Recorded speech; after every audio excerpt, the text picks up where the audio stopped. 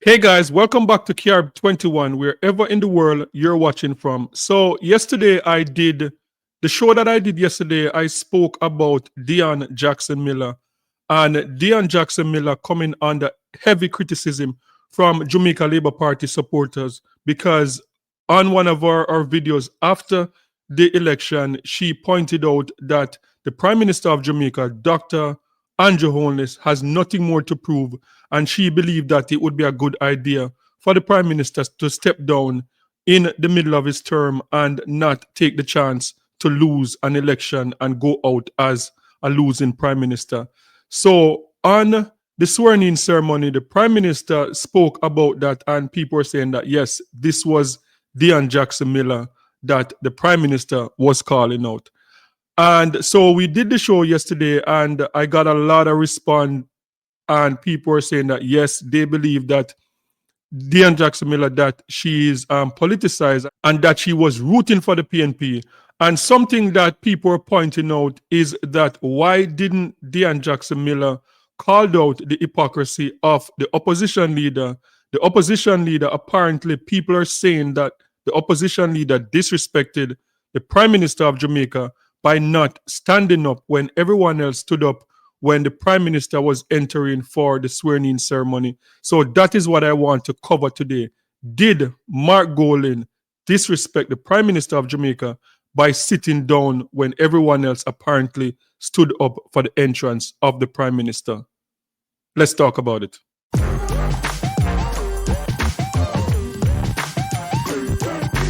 Okay, so people are calling out the opposition leader Mark Golding for his attendance at the swearing-in ceremony for the Prime Minister of Jamaica.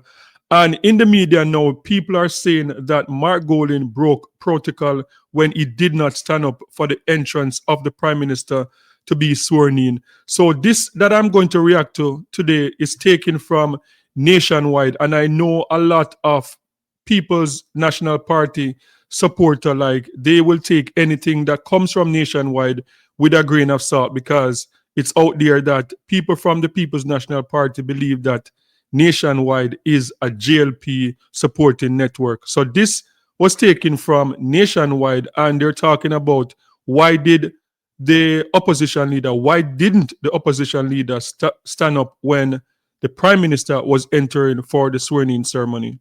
Okay, so let's take a look. Please let this not happen, because if it happens, I have to do my duty and comment on it. And by commenting on it, you're going to make people who didn't see aware that it happened, and it could cause problems. And I'm like, please, God, please let it be that it just works well.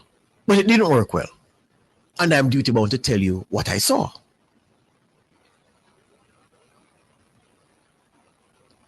The opposition leader, Mark Golding, who, from where I sat on the lawns at King's House, there's a very noisy section behind me.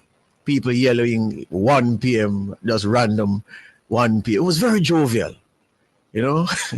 People still in them suit and about Nazi, you know, that kind of thing.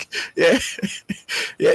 People just comfortable and enjoying themselves. They came to swear in their prime minister, and nothing was gonna shackle them. Modeled on the Westminster. And I can tell you that the place I was where I sat, I'm not just there just to, you know, sit in my suit and look around. I'm there strategically.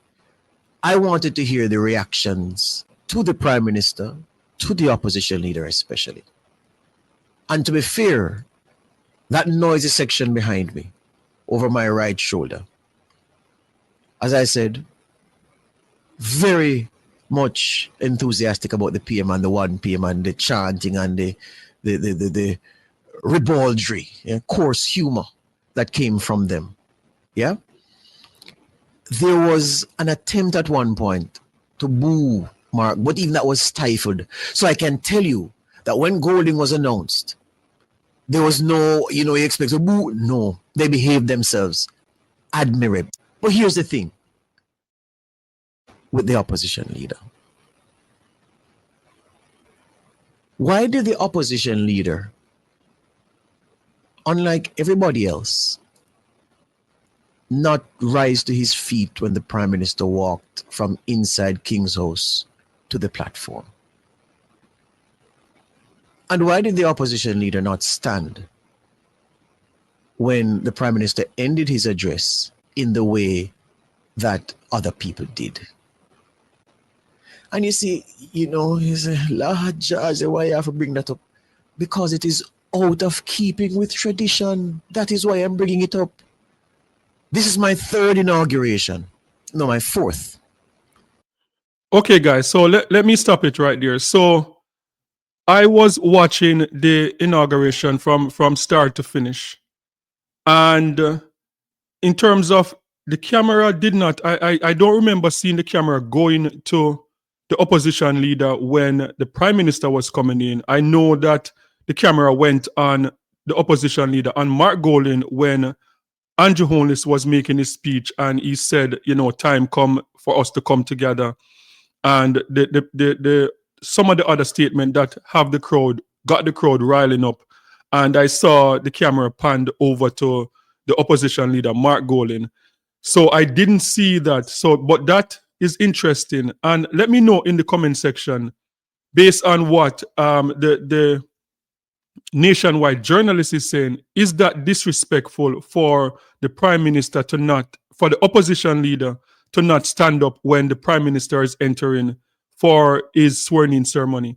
And what would be interesting also is, as I said, the camera did not pan over on the opposition leader at that time.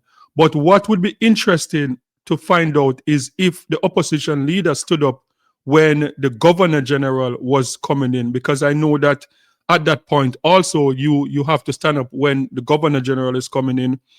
You have to stand up for the national anthem. I know that is protocol. Like, it's seen as disrespectful if you just keep your seat. And also it would be very important to find out, like, if Mark Golding was like the lone person in attendance there, just sitting down, that everyone else was standing up and Mark was sitting down. So let me continue and hear what the nationwide journalist, what he have to say. Let me continue.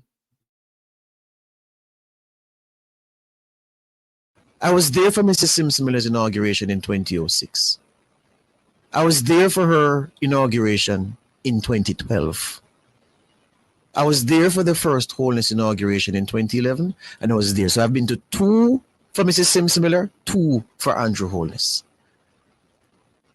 And I can't recall an occasion before yesterday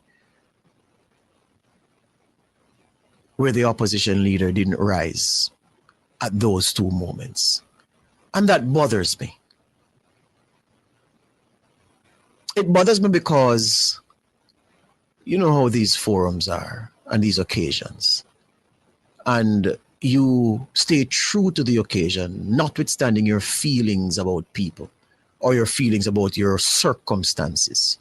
Mark Golding would still be smarting, to use the phrase that one of the commentators on the World Championships coverage on Nationwide earlier kept saying, still smarting. Noah Lyle still smarting from losing the 100 meters. Let's see the Tobago still smarting from being disqualified from the 100. Golding still smarting from the September 3 election defeat, and that's fine. But what was too much about standing in those 2 moments? And I saw the entrance of the Prime Minister and Mr. Golding remaining seated. Okay, so people might be wondering, what is the big deal about standing up for the entrance of the Prime Minister? You have to understand, Jamaica is like very British, the way how we do things in Jamaica. And there's a certain protocol when a dignitary is coming in the room. There's a lot of protocols that you have to abide by. And if not, then it's seen as disrespectful. So I know that there are some Jamaicans that probably say, these are colonial stuff, why am I to stand up or whatever. And if you're one of those Jamaicans, just sound off in the comment section and let me know. Do you think that this type of rule is just like old school, and the opposition leader should not have had to stand up when the Prime Minister was entering the space? And as I said, it would be very interesting to see if the opposition leader stood up when the governor general entered the space, because that is also one of those protocol. And I understand, because you go through certain protocols in certain space. You know, like Jamaica is a very religious country. Most of us grew up in church. Most of us go to church, and when you go to church and they're about to have like the benediction prayer, or they're about to pray before the service begins, like you have to stand up.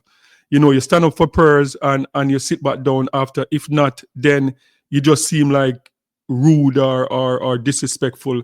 So I understand it is something that we grew up with.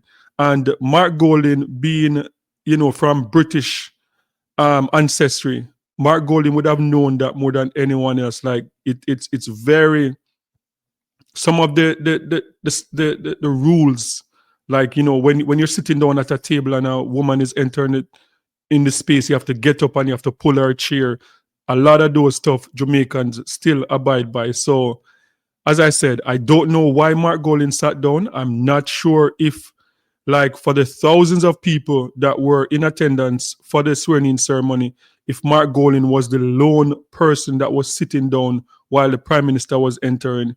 So I don't know, but that would be very interesting to find out. So let's continue.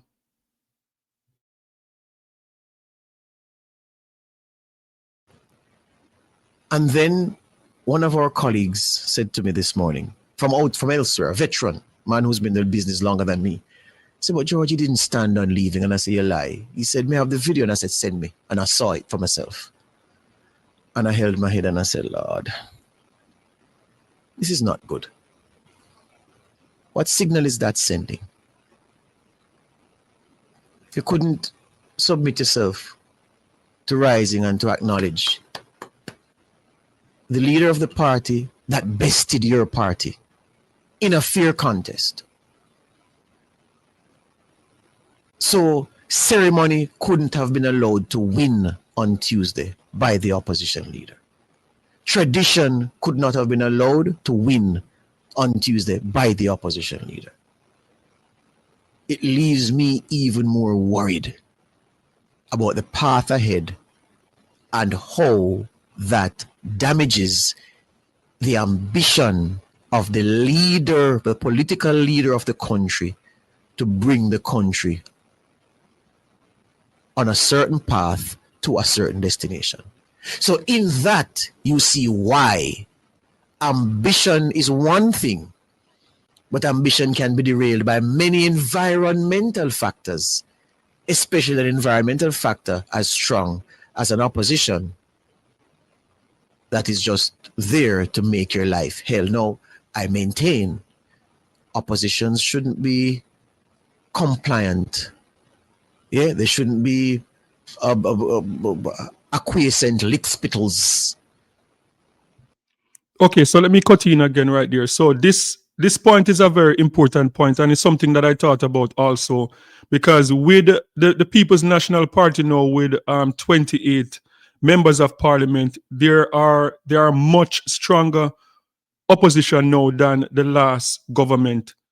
And what came to mind is that, is the People's National Party, are they going to give the prime minister hell?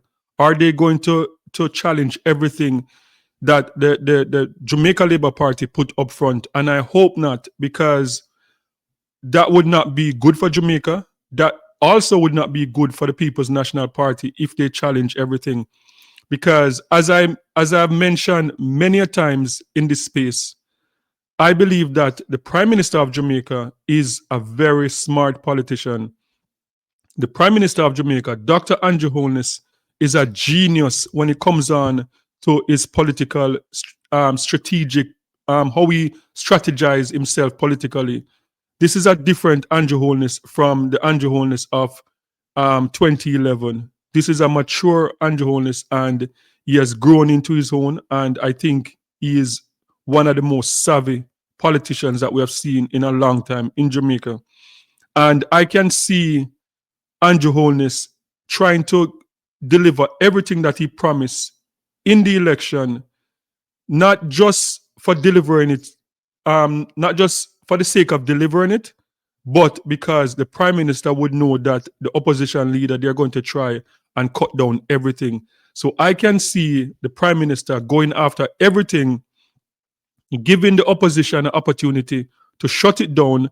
And then when the opposition shut it down, the next election, it is on record, and the prime minister can say, look, I tried to increase minimum wage to 32,000 and the opposition shut it down. I tried to build this and the opposition shut it down. So I hope Mark Golding, I hope they don't fall for the bait and to try and shut down everything that the government tried to work on, because they, as I said, the People's National Party, the opposition, they have some feisty people. When we talk about Damian Crawford, when we talk about Raymond Price, we talk about Isaac Buchanan, like very combative. And I hope that they use that for positive and not for negative in terms of trying to shut down everything that the government is going to want to do for the next 5 years. So let's continue.